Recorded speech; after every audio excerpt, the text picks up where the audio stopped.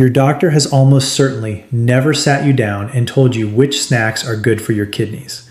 I want to tell you why, because the reason says everything. A kidney appointment in this country runs about 12 minutes. There is a billing code for a prescription and a billing code for a scan, and there is no code at all for the 10 quiet minutes it would take to explain what you should be reaching for at 3 in the afternoon. So the food talk is the first thing cut, every single time. It is one of the most valuable things that never fits inside the room. I'm Dr. John Myers, and in 20 years of internal medicine, I have sat across the desk from hundreds of people over 60, watching their creatinine climb on a lab report, feeling like there was nothing in their own two hands they could do about it. There is something you can do. Today I'm going to give you 5 ordinary snacks, the kind sitting in any grocery store you already shop at. And I'm going to show you exactly why each one works down at the level of the tiny filters inside your kidneys. Exactly how to prepare each one so that it helps your kidneys instead of quietly harming them. And the snacking mistakes I watch good, careful people make every week that are working against them without them having any idea. At least half of what I tell you in the next few minutes, I would wager you have never heard from anyone. Before we go a single step further, I want to be straight with you, because you have been promised things before by people on the internet. I am not going to tell you these 5 snacks will cure your kidney disease, or reverse it, or undo years of damage. That would be a lie, and you would be right to close this video on me. What I am telling you is something quieter and far more honest. The food you put in your body, chosen carefully and prepared correctly, genuinely changes how hard your kidneys have to work. And a kidney that is working a little less hard is a kidney that holds its ground for longer. I'm not selling you anything here. This is physiology, and it is backed by the kidney specialists at the National Institutes of Health and the kidney diet guidance from the Mayo Clinic and the Cleveland Clinic. Let me tell you who I'm talking to.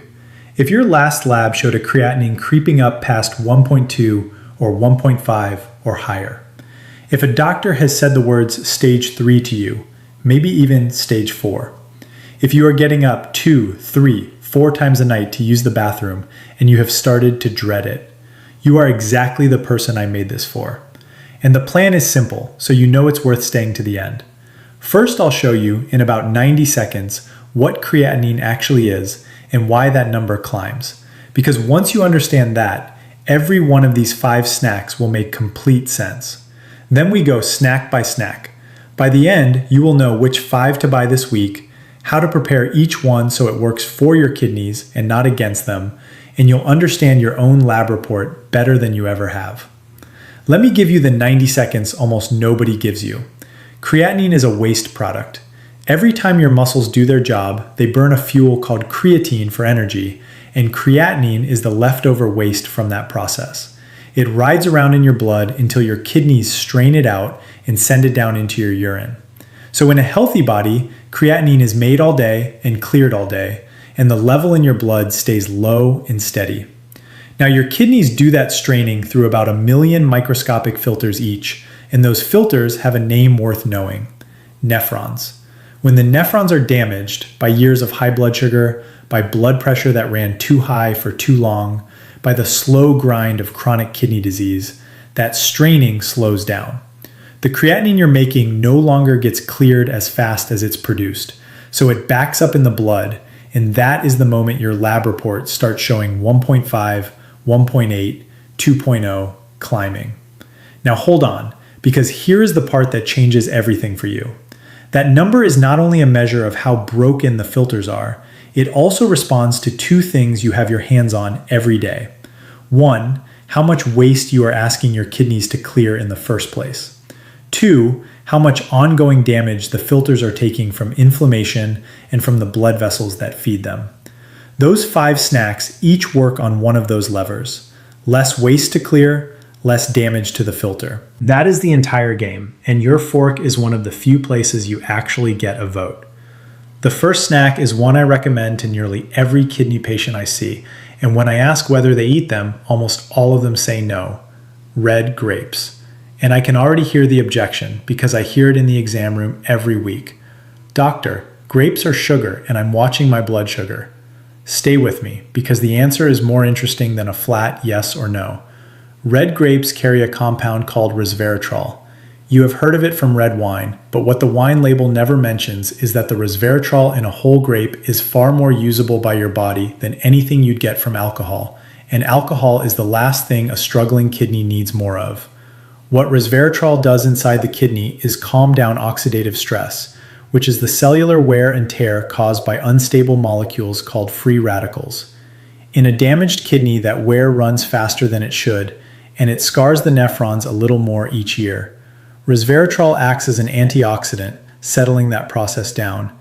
The grape skin adds a second layer, a group of flavonoids with the names quercetin and anthocyanins, the same pigments that make the skin deep red and purple, and early research connects them to less protein leaking into the urine.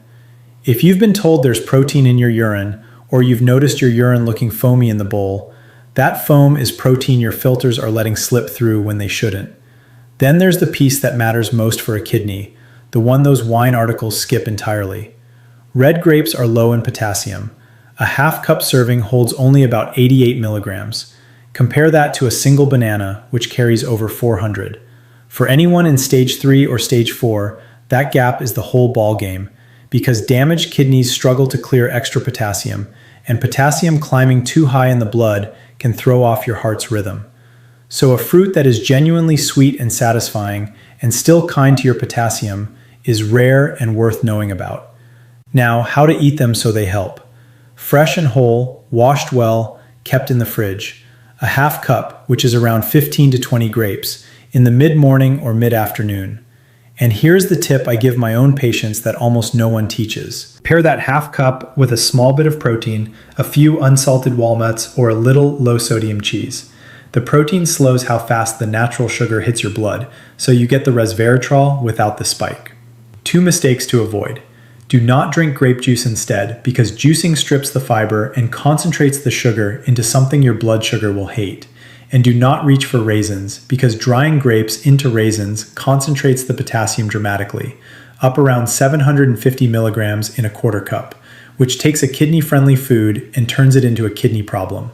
Fresh red grapes, not green, which carry far less of the good pigments. The color is the medicine. Has a doctor ever told you to cut back on protein because of your kidneys? If so, I want you to hear this next part very carefully, because getting it wrong cuts both ways. Too much of the wrong protein overworks a failing kidney. Too little protein of any kind, and you start wasting away the muscle that keeps you upright and out of a fall. The second snack threads that needle, and it's cooked egg whites. Here's why egg whites are almost in a class of their own for someone over 60 with kidney trouble. When your body breaks down protein, it leaves behind waste, and one of those wastes is urea, which shows up on your labs as BUN, blood urea nitrogen. A kidney that's already behind has to work harder to clear that urea. The old advice was simply to slash all protein to take the load off, but that advice quietly created a second disaster, because people over 60 are already losing muscle every year to a process called sarcopenia, the steady age-related thinning of muscle. And the twist here catches even some doctors. When you lose muscle, your creatinine can actually read worse, because muscle is where creatinine comes from in the first place. And a frail body that's prone to falling is in far more danger than the lab number alone suggests. So the smart move was sitting there the whole time. Choose a protein your body uses almost completely, one that leaves very little waste behind. That is exactly what an egg white is. Egg whites carry what's called the highest biological value of any protein you can eat. In plain terms, your body uses almost all of it and leaves behind very little waste for your kidneys to mop up. Less leftover waste means less strain, and for someone whose BUN is already up, that's real relief. And there's a bonus that matters in stage 3 and 4. The white of the egg is almost entirely free of phosphorus, a mineral that damaged kidneys can't clear well, and that builds up to weaken bones and stiffen blood vessels. Nearly all of an egg's phosphorus lives in the yolk. So when you eat the white and leave the yolk, you get top quality protein with almost none of the phosphorus burden. To prepare them, scramble 2 or 3 egg whites in a touch of olive oil, no salt, with fresh herbs like chives or parsley for flavor. Or hard-boil eggs and simply lift out the yolks.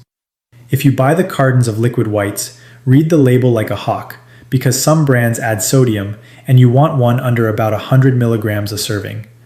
The single biggest mistake I see is eating one lonely egg white and calling it a snack. For holding onto muscle, you want roughly 10 to 15 grams of protein at a sitting, which is about 3 to 4 whites. And one honest caution. If you are in advanced kidney disease, stage 4 heading toward 5, your protein needs get individual, so settle the exact amount with your own kidney doctor. For most of you earlier in this, smart protein like this is a gift, not a threat. This third one is going to surprise you, and it surprised half my colleagues too. Potatoes. The very food nearly every kidney diet sheet in America tells you to cross off the list. I'm going to tell you to put it back on, and the reason comes down to one preparation trick that has been sitting in the kidney textbooks for decades and almost never makes it out to actual patients. The reason potatoes get banned is potassium, and potatoes do carry a lot of it. But potassium has a property most people never learn. It dissolves in water. It is water soluble, which means you can physically pull a large share of it out of the potato before you ever eat it, using a method renal dietitians call leaching. Here's how it works. Peel your potatoes. Slice them thin, about 1/8 of an inch, because the thinner the slice, the more surface area touches the water. Soak those slices in a big pot of warm water for at least 4 hours, and change the water once partway through. Then drain them, rinse them, and cook them in fresh, unsalted water. Done right, that process pulls 30 to 50% of the potassium out of the potato and leaves it in the water you throw away. You are not getting it down to zero. A leached potato still has potassium, so this is not a free pass to eat a mountain of them. But it takes a high potassium food and turns it into a moderate one that many people in stage 3 can fit back into their week with their kidney doctor's blessing. A cracker would be easier, I know that. But quality of life on a kidney diet is the whole reason people stick to the diet at all. A potato is warm and filling and easy to chew and genuinely satisfying in a way that a rice cake and a celery stick will never be. When people feel starved and deprived, they quit the plan entirely, and quitting does far more damage than a carefully prepared potato ever could. So take 2 small potatoes, leach them as I described, boil them in fresh water, and mash them lightly with a drizzle of olive oil, some rosemary, and a squeeze of lemon. Portion about 1/2 cup. 2 mistakes here, and they're big ones. First, do not microwave the potato thinking it's the same thing. Microwaving cooks it, but does no leaching at all. The potassium stays locked inside. You have to do the slicing and the soaking and the boiling. Second, do not let anyone tell you to swap in a sweet potato because it's healthier. For a general diet, maybe. For your kidneys, a sweet potato is loaded with potassium, over 500 milligrams in one medium, and unless you leach it the very same way, it is not the safer choice. A kidney diet and a general health diet are 2 different things, and mixing them up causes real harm. So before we keep going, I want to give you the quick favor I ask for in every video, because it genuinely keeps this channel going. If this is helping you, tell me your age down in the comments, and tell me your latest creatinine or GFR if you know it. I read them, and they steer which videos I make next. And a quick tap on like helps YouTube put this in front of more people over 60 who are scared of their lab numbers and have no one explaining it to them. That's all. Now back to it, because the last 2 snacks are the ones most people have never once connected to their kidneys. The 4th snack I recommend without a moment's hesitation to nearly every kidney patient I have at any stage, and that is cauliflower. The reasons run deeper than the diet sheets let on. Start with the basics, because they're already excellent. Cauliflower is naturally low in potassium, around 150 milligrams in a 1/2 cup. It's low in phosphorus, it's low in sodium, and it's rich in vitamin C and folate, which matters because kidney patients, especially anyone on dialysis or a very restricted diet, tend to run low on exactly those water-soluble vitamins. But here's the deeper layer, the part you won't hear in the produce aisle. Cauliflower belongs to the cruciferous family, alongside broccoli and cabbage and Brussels sprouts, and those vegetables carry a compound called indole 3-carbinol. Your body converts it into a substance researchers shorten to DIM, and DIM appears to quiet inflammation through a master control switch in your cells called the NF-kappa B pathway. That word, inflammation, is central to why kidneys keep getting worse. In chronic kidney disease, a low, constant smolder of inflammation, is one of the main reasons the creatinine keeps climbing even in people who feel basically fine. I'm going to be careful here and not oversell it. The research on this compound and the kidneys specifically is still young, and I am not telling you cauliflower lowers your creatinine on its own. What I am telling you is that calming that background inflammation is one of the foundations of slowing kidney disease, according to the kidney specialists at the NIH. And cauliflower is a genuinely good, safe way to feed that effort. There's one more thread worth pulling, and it connects to those nighttime bathroom trips that may be wearing you down.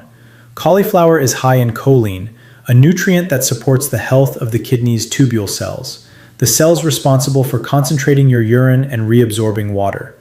When those cells struggle, the kidney makes more urine and weaker urine, and you're up again at 2 in the morning.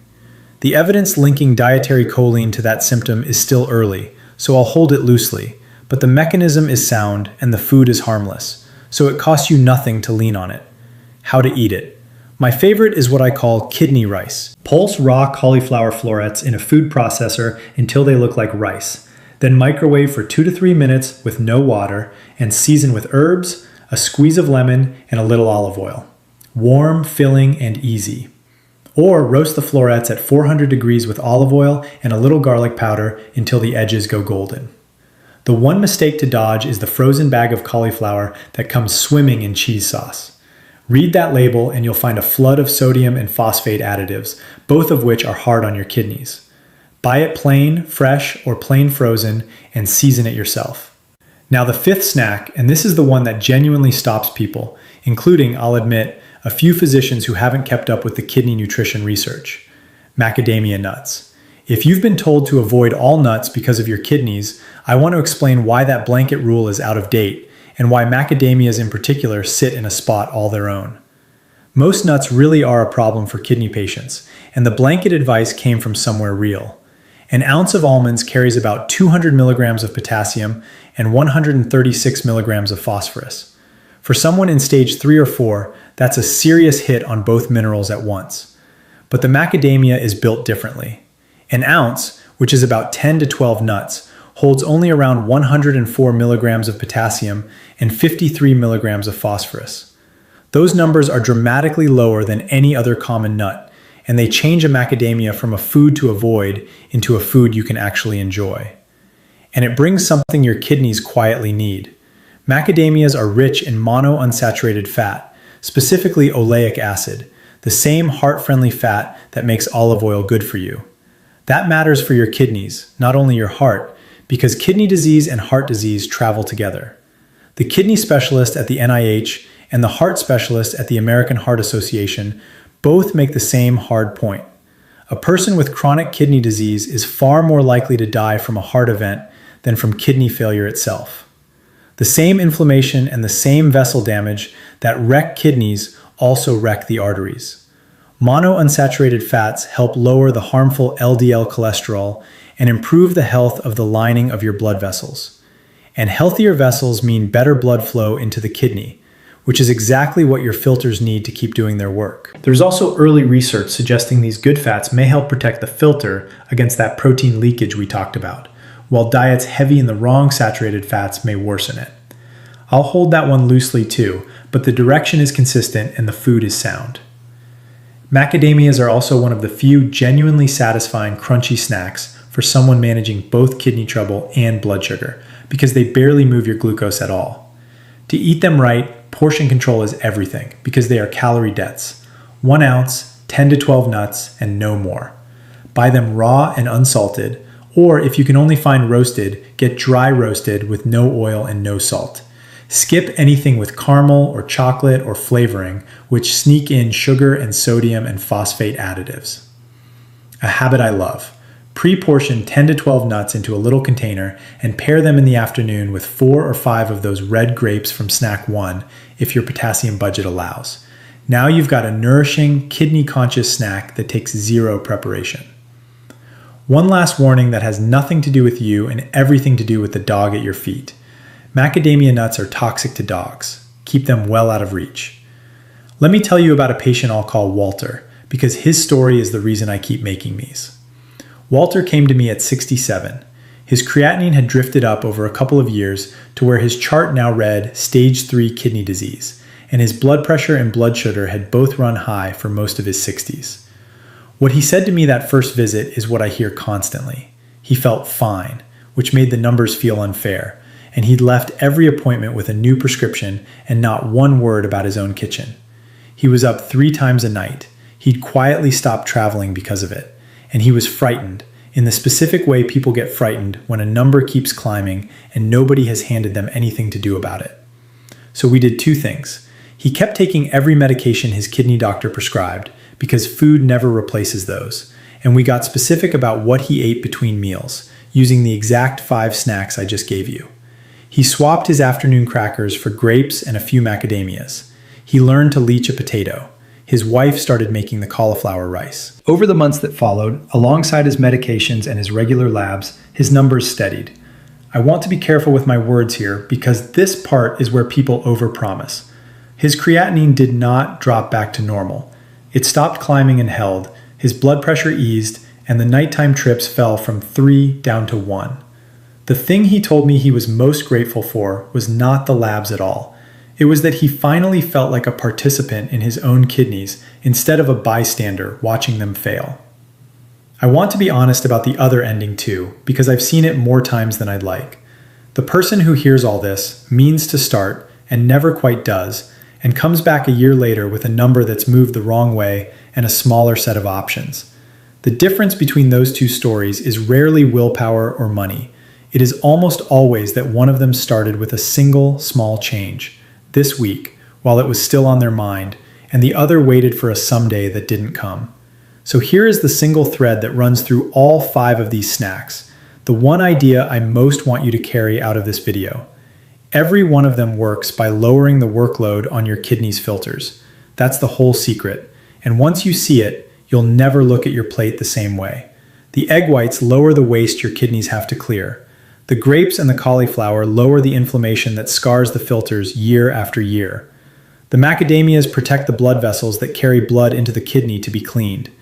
And the way every one of them is prepared, the leaching, the unsalted cooking, the whole fruit instead of the juice, exists to keep potassium and phosphorus and sodium from piling up on a system that can no longer sweep them away. That reframes your whole creatinine number. For years, you've probably been told that number is simply a readout of how damaged your kidneys are, a verdict handed down to you. It's more than that. It's also a running tally of how hard you're making those kidneys work, and that part has your fingerprints on it 3 times a day.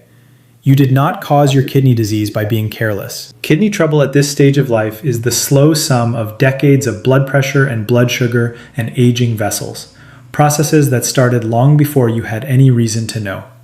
But the workload, starting today, is yours to lower. And lowering it is one of the very few levers in this whole disease that you hold in your own hand, without a prescription, without a copay, without anyone's permission. So what do you actually do tonight? Let's make it concrete. 1. Make a small grocery list right now while you're thinking about it. Fresh red grapes, a carton of eggs or liquid egg whites, a couple of potatoes, a head of cauliflower, and a small bag of raw, unsalted macadamia nuts. That's the whole list. 2. Pick just 1 snack to start with, not all 5, because the person who tries to change everything by Monday usually changes nothing by Friday. The easiest place to begin is swapping your usual afternoon snack for a half cup of red grapes with a few macadamias. Do that one thing consistently, and you've already started. 3. Learn to leach a potato this week, because it's the one skill on this list nobody ever taught you, and it gives you back a food you thought was gone for good. 4. Get the salt out of the way you prepare all of it. No added salt. Season with herbs and lemon and a little olive oil, and read the label on anything that comes in a bag or a carton, watching for sodium and for the word phosphate. 5. And this is the one that ties it all together. Keep every appointment with your kidney doctor and keep getting your labs drawn. Know your own numbers, your creatinine, your GFR, your potassium, your phosphorus. These snacks work alongside your medical care, never instead of it. And now, the line I promise you in every video, the one that matters most. There is a point where this stops being a kitchen matter and becomes a phone call matter. If you are in stage 4 or stage 5 kidney disease, or you've ever been told your potassium runs high, do not overhaul your diet from a YouTube video, mine included.